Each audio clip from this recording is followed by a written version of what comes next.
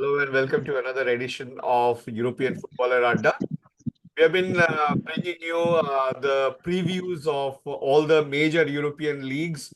We have had the EPL, we have had Bundesliga, we have had Serie A, and now it is time for La Liga. I know we are a bit late with the La Liga preview because the season for La Liga has already started. We are recording this on the Saturday night, 17th of August. And I have with me Debayon, who is an avid fan of Real Madrid, and Ankita, as you all know, is a Barcelona aficionado. So, welcome, Debayon and Ankita, to this edition. Um, Thank you, Dada. Thank you. so let's dive right into it. Last year was a special year for Madrid in a lot of ways. Right, right. Essentially, with Carlo Ancelotti breaking all the records that is there for a Real Madrid manager to break, and then on True, top true. of that, this year, what has Real Madrid done? They have gone and bought probably the best player out in the market, out in the world, especially for a free. I mean, I don't know if we should call that a free, but it's not only Kylian Mbappe that I'm talking about. They have also got Endrick, the 18-year-old center forward from Palmeiras, for almost 50 million. And as a backup, we have also got Jose Lu from Espanyol for 1.5 million. Uh, Now, Hoselu has departed. okay, Jose Lu has also departed. I don't see many big players who have moved out. Rafa Marin and Juanmi Latasa. And Nacho Fernandez has gone on a free transfer. And of course, Tony Cruz. How do you see Real Madrid this year? Uh, Obviously, it looks like it has strengthened, but do you feel that it has become unbalanced in any way? Yes, I think it has some loopholes. For example, if we start with the attack, it seems on paper that the team is quite strong. It indeed is strong, but if we look at the player profiles, especially Kylian Mbappe and Vinicius, both like to play from the left. Both like to. Kylian Mbappe can definitely play as a center forward. He's a good center forward, but I don't see him linking up too well what Karim Benzema did a few years ago. Now the setup in the previous year was Real Madrid sometimes used to play in a 4-4-2 with Vinicius and Rodrigo acting as right striker and left striker. They have a telepathic understanding and they used to shift. And Jude Bellingham, in majority of the what I will say in the first 6 months, he used to deliver with a goal or assist, and Madrid was well through in terms of points. If we look at the La Liga last season, but this time with the departure of Tony Cruz, Jude Bellingham has to now drop down to the midfield because Arda Güler, we cannot expect Arda Güler to start every day and play as a number 8 or number 10. He is a very useful option coming off from the bench. He can play in the cam, he can play in the right wing. He will give me some important goals and assists. But okay, but we can't expect too much from him. He definitely has the potential. But now, given that Tony Cruz has departed, Jude Bellingham will probably go back to the left side of the midfield with Aurelien Chouameni at the base, number 6, and Federico Valverde from the right side of the midfield.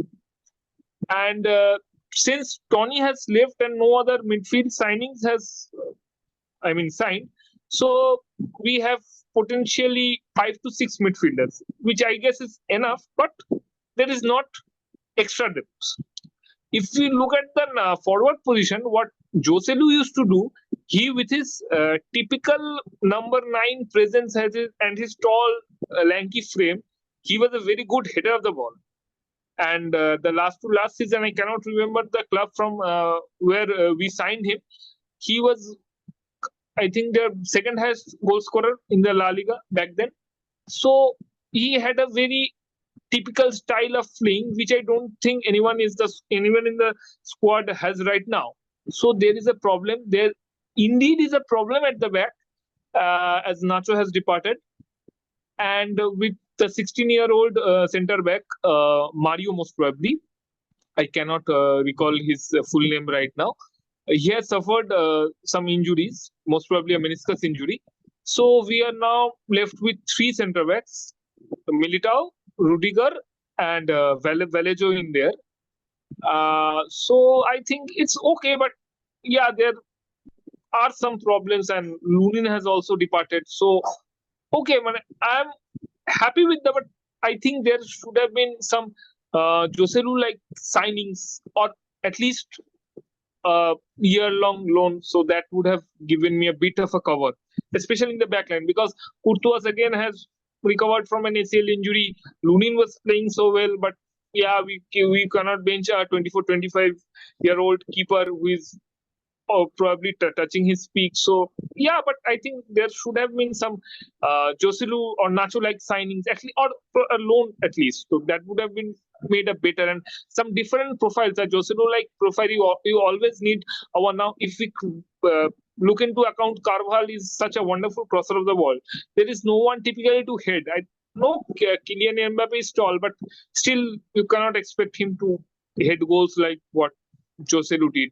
Forget about the likes of Benzema or Morata. So, yeah, a bit of a diversified profile. I think if we realistically look at, I expect Madrid to win the league, but there will be some serious fight. Having said about that, how do you feel are the prospects of Madrid? Can they repeat the success of last season? Is it possible? Very difficult question to comment on, because a lot will depend upon how the uh, players who have departed, like I had said, Nacho has departed, Joselu has departed, how the fill-in players or the players we have signed, can Vallejo deliver what?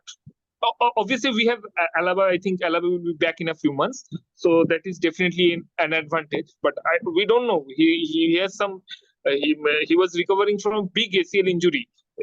Remind you, Milita also had an ACL injury, but he recovered immensely fast. So I cannot comment about how Alaba plays. If Alaba is fit, Vallejo can perform up to his potential. Okay, the defense is locked. That's not a great defense, but okay, I am pretty content with it. Now, coming to Endrick, I don't know, because I think it's my personal opinion. I'm a Brazil supporter too. So I think he needs to focus more on the game. He has been highlighted, but if we look at the stats, he has got goals in the later part of the season, but in the initial part of the season, very obvious he struggled at Palmeiras. So I think it is difficult to predict how Hendrik will perform. And I think Arda Güler is the one to look at, the way he performed at Euro, those menacing balls and the wonderful left footer. So I think the player to look out, it may be an unpopular opinion. Many will say Hendrik, but I will personally look up to Arda Güler, how he performs. So, are you confident about the league, or are you saying that they might finish below? I think we shall win the league, but there will be a very close fight. I think Okay. 3 to 4 points, I guess. Okay. Let's come to Ankita now. Ankita, it's been a tough year for Barcelona, especially last year. But with Lamine Yamal lighting up the Euros at least, and then Dani Olmo coming back to Spain, it seems that Barcelona has taken some steps to counter the Mbappe monster at your rivals. How do you place Barcelona's chances this year? First of all, tell me about the roster. Do you feel that the roster is complete, or are there gaps? Honestly, I don't know. Many people might disagree with me, but I don't think it's complete. I think there were places we needed to sign players. We have been lagging in that Busquets replacement for a long time. We still haven't found a Busquets replacement. We haven't We had have problems with injuries a lot in the previous season. So Pedri has been injured so many times, and pushing these young players to play all the matches because certain players are clicking. We do not really have good replacements with them, and we make them play every match has been a bit difficult for Barcelona because at the end of the season during important matches the important players get injured and the team doesn't perform well because of that. So honestly, if you ask me personally, I didn't feel like Olmo was signing that we needed. I felt like Nico would have been a much better signing personally for me. He would have been much more effective in the team. Other than that, I still have some issues with Araujo being considered being sold the next season. We do not have a replacement for him. So to me, there are a lot of plot holes in Barcelona's team still now. I do not see them as that complete. Do not see honestly, and also I'm very skeptic about how this bunch of players will play under Hansi Flick. It's a big question mark. The last match that we saw that was against the Gamper Trophy. It was really, really an eye opener that the team is maybe not yet set under Hansi Flick and it will take time because Hansi Flick has a very different playing style than what we are used to seeing in FC Barcelona or the sort of philosophy FC Barcelona plays with. So the players that we already have, the players that we already existed in the system, how they are going to adapt to it, how they are going to uh, play with it, or gel with it is a big question. Barcelona was very, very underwhelming during the last match. Lamine Yamal came and created a few chances. Other than that, there was nothing that was interesting inside the entire match. Nothing that felt like, oh no, this is an upgradation from the last season. Good point, a positive side that I have seen. Maybe it's the change of a coach, a change of an entire system of players that is going to take some time, but overall this season I still see Barcelona not really making the kind of comeback that we thought they would. Um, Because I think you answered a little bit of it, but I want your personal opinion on Hansi Flick. Is he somebody you feel that can lead Barcelona to the promised land, or is he Ronald Koeman version 2.0? actually I wouldn't say he's a Ronald Koeman version 2.0 because he is a much what I have what I believe is he's not fit for the way Barcelona is actually used to play, philosophy, that style of play. Now, if Hansi Flick has to, find success in Barcelona, then he has to uproot a lot of things, plant new things, and just start very much afresh. We cannot expect him to give results right away. Not this season, maybe not in the upcoming season. There are players in our system that are not used to playing in this way. So maybe he'll bring in players. Either there are two things that can happen. Either he will bring in players that fit his system and make the team click, or the team or this players will not. I don't see this set of players actually fitting in his system at all. So either he brings in players and makes the system work, or we are going to have another disaster attack. Will he That's my get, personal will opinion. he get sacked midway through? Is there a chance? I don't think so. Not in his first season. I don't think so. First season, I don't think that's going to Okay. happen. Unless and until a big disaster happens, like a huge defeat, Okay. sort of. Any Barcelona player that you were very excited about who would be the breakout star this year? Yamal, I have only one player that I'm looking forward to seeing. I hope and I know might shine in Barcelona is Yamal. I was very thoroughly impressed with how good he was in the Euros. It's very promising. Hopefully, I'll see some glimpses of him, the same sort of glimpses of him while he plays for us in Barcelona. And finally, if you had to put your neck out, where do you think Barcelona will finish in the league? Second or third? You're not challenging Real Madrid. No, I don't see them challenging Real Madrid, not yet. Okay, that's a very I'd be modest. happy to be proven wrong. I would be happy to be proven wrong, but whatever I've watched till now, it's not still, they're not still up there. Not yet. That's a very modest ambition. We'll see how it evolves over the period of time. Like Devayan said, that Madrid doesn't look really balanced overall, and there might be depth issues, especially when such an important cog like Toni Kroos is missing. Yeah. So They would feel the absence of Toni Kroos. That is a very inevitable thing that is going to happen. yeah, so that's very interesting. And one team which I thought could have taken advantage was Atletico Madrid. But then Atletico Madrid also has had yeah, huge lot of changes.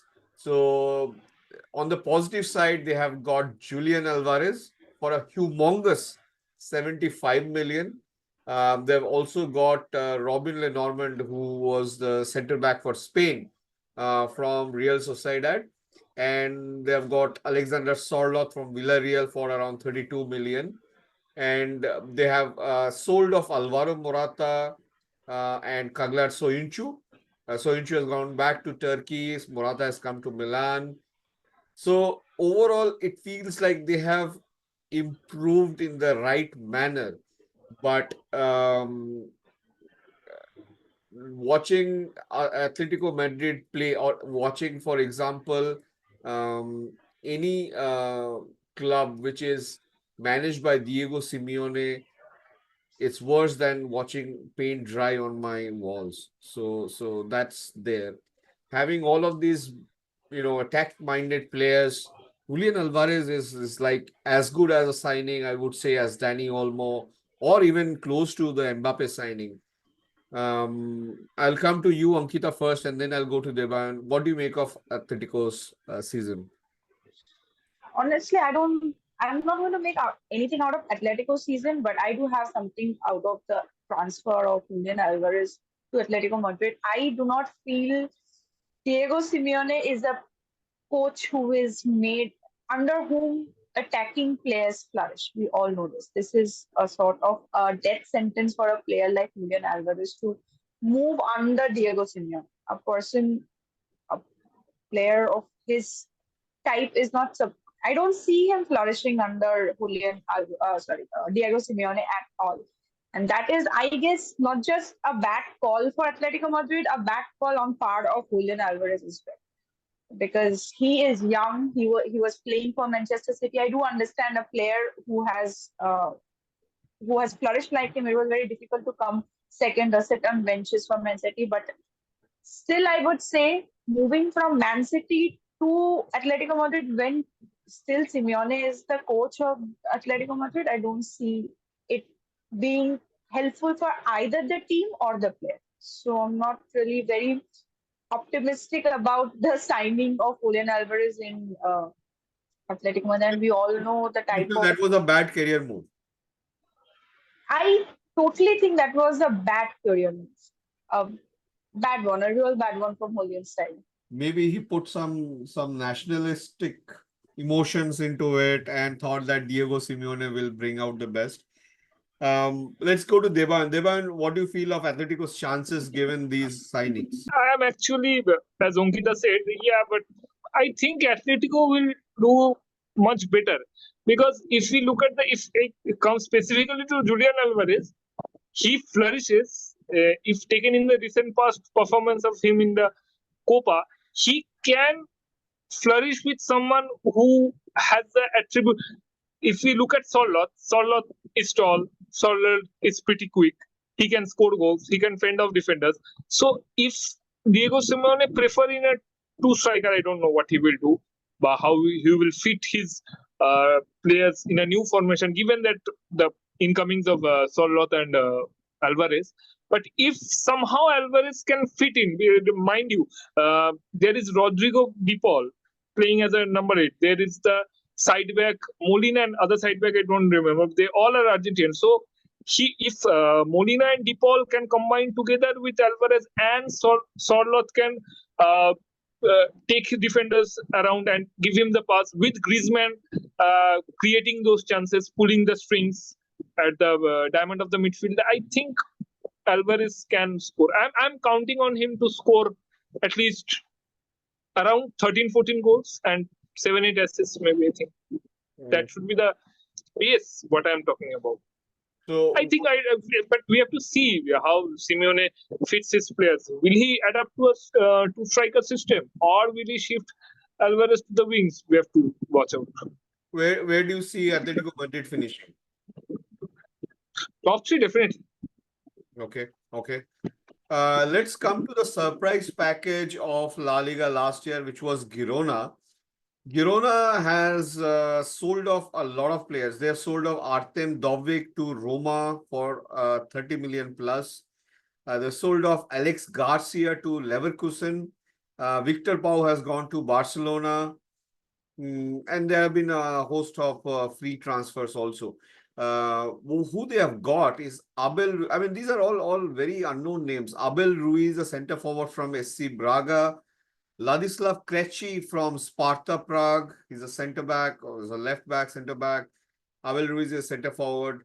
Bojan Miovski from Aberdeen, Scotland for 5 million. So these are all players and the only players who has come, we know a little bit is Donny van de Beek, and he has come for just 500k from Man United. So basically at a throwaway price. Girona was the surprise package. Do you feel Girona can maintain that, especially while playing UCL this year, Debayan? I think Abel Ruiz, we were talking about Abel Ruiz. I think this is the same Abel Ruiz who was a star in the Spain under-17 team. He scored a pretty 4 to 5 goals. I think he was a star in the team back then. But yes, after that, I didn't keep an eye on him. I hope he does well. And I think they have Jan Couto is there, or Jan Couto was pretty good at the right side. He was making overlapping runs. I don't know he's there or not. But Donny van de Beek for 500k is a steal. Let's see how they can combine. But I think, yeah, definitely they will struggle at least in the initial part of the season. It will be really tough, at least for the first 10, 12 matches. And if once the teams, I'm not undermining anyone, but the teams who are not so favorite in terms of strength and monetary value as well, if they once lose gas in the initial part of the season, it becomes really tough to boost the morale and bounce back. But let's see. I think if they can gel well, a Europa League spot at least. Ankita, do you feel that Girona can stay in the top 4 while maintaining their UCL position? It will be tough. It will be tough. It will be very tough. Very, very tough. Okay. So let's come to some predictions. Ankita, who are your top 4? Well, my top 4. I see Real Madrid, Barcelona, Atletico Madrid, Sevilla. Sevilla. Devayan? Real, Barca, Atletico, and one between Sevilla and Sociedad probably. Sociedad 60, Sevilla 40 for the 4th. Okay. Sociedad has very good players at the base of the midfield. Zubimendi, Mikel Merino, Oyarzabal at the top. Pretty balanced squad, I guess. Okay. Let's see. I will go for Madrid, Barcelona, then Atletico Madrid, and then Bilbao. I think Bilbao will be also a very good shout. Any predictions for the relegations, Ankita? No, it's very difficult to predict relegated teams for La Liga. I don't see any predictions for now. Relegations. We have to see. I have to see in like the first 10 matches, then I can tell which one of them is going to be relegated for sure. so like I have my shout outs. I think Las Palmas and Leganes, and who else? I don't know. Maybe Deportivo Alaves, maybe these three. Devan? No, it's very difficult to predict relegated which teams will be relegated, but I think we have to wait for at least 8 to 12 match weeks to at least make out what these teams are playing. And but it's disappointing to see Alaves go down the ladder. Yeah, They exactly. were quite a formidable team even 3 to 4 years back. Okay. Let's Okay. Ankita, who is your top scorer prediction? Top scorer. I'll just give it to Kylian Mbappe. Now he's new to the league, new to But Real he'll be Madrid. alternating with Vinicius, isn't he? I still think that he might sneak in. Some team might call that I'm trying to jinx Kylian Mbappe in Real Madrid, but let's just give the new guy some hope that Okay. he might Okay. top the charts. Okay. Devan, who is your top scorer? see. It's very evident that Mbappe will remain in the top one, first, second, or third. But let's let's myself give an unpopular opinion. I think Lewandowski last season under Flick, new resurgence maybe. No, He's no. not So finished off yet. Neither Lewandowski, no, nobody. I mean, the only two players crossed 20 goals last year. One was Artem Dovik, who has now left, top scorer, and the other one was Alexander Sorloth of Villarreal. So he scored 23 goals, Dovik scored 24 goals. Do you honestly believe that our guy Mbappe, who has just come from a season with PSG, where he scored 27 goals, but 27 goals in Ligue 1 is not similar goals in La Liga. La Liga, yes, true. But It can is not. Mbappe score 27 goals in La Liga? That's the question. That's what I'm My saying. question So, is, yeah. No, Okay. it's a bit difficult. It doesn't seem very probable, but but we can my always top give three, the new guy I some can make a chance. prediction for the top three. That's Mbappe, Sorloth, Lewandowski. Now, who will be first? Who will be third? Who will be second? Mbappe, if not first, then second. At least we can expect. But Yeah. you never know because I was reading somewhere that Mbappe will not take the penalty kicks. Penalty. It seems a little absurd, but I don't know what's with Carlo Ancelotti. Rodrigo will take the free kick, so Mbappe will not take the free kick. If Mbappe doesn't take the penalty, then I think his goal now will definitely 6 to 7 goals. We have less than what he would be able to Okay. score earlier if he So, would have taken the penalty. so yours is Devan's is Lewandowski, Ankita's is Mbappe. So I have to go for Julian Alvarez. Okay. So that we maintain the balance. Or Alexander Sorloth, maybe he can go one better now that Arthur. Solar will be there in the top four, I guess. Yeah, I mean anybody who scores more than 20 goals deserves to be in the top 1, 2, 3. Surely, sure. Yeah. As the league overall, any breakout star that we are not aware of, from any of the clubs that we should be keeping an eye out for? Debayon first, and then we can go to. Uh, no, probably have to. We have to see a little bit from. I not. But I would like to keep an. As you mentioned, Abel Ruiz. I will like to keep an eye on him. I was very impressed by the way he played in the under 17 World Cup Okay. back in India. So I will keep an eye on him. I think he has all the qualities to become a perfect number 9 because Spanish forward don't usually have that height, that stature. I think for a typical number 9, he has all the qualities. So let's see. But 6, 7 years has passed, so we have to see how he performs. Okay. But I will keep an eye on. Okay. Okay. Ankita, who is your La Liga breakout star, possible breakout star? possible. Can I consider Yamal in this because last season he was not that big a breakout star for La Liga. So can we consider Yamal in this? Because other than that, we have to see a bit. I have to at least see a few game weeks to see who is really evolving out of the the lesser known teams and the teams we don't know that well, or form teams or signed players, unknown players that we don't know of right now. So for that, I would need some time, a few game weeks. But other than that, I would just say people would say Yamal, how can he be there? Because he was he was very good. But I'll still say him because last season in La Liga, you can't say Yamal was a breakout star in La Liga last season. So I'll just Yeah. you.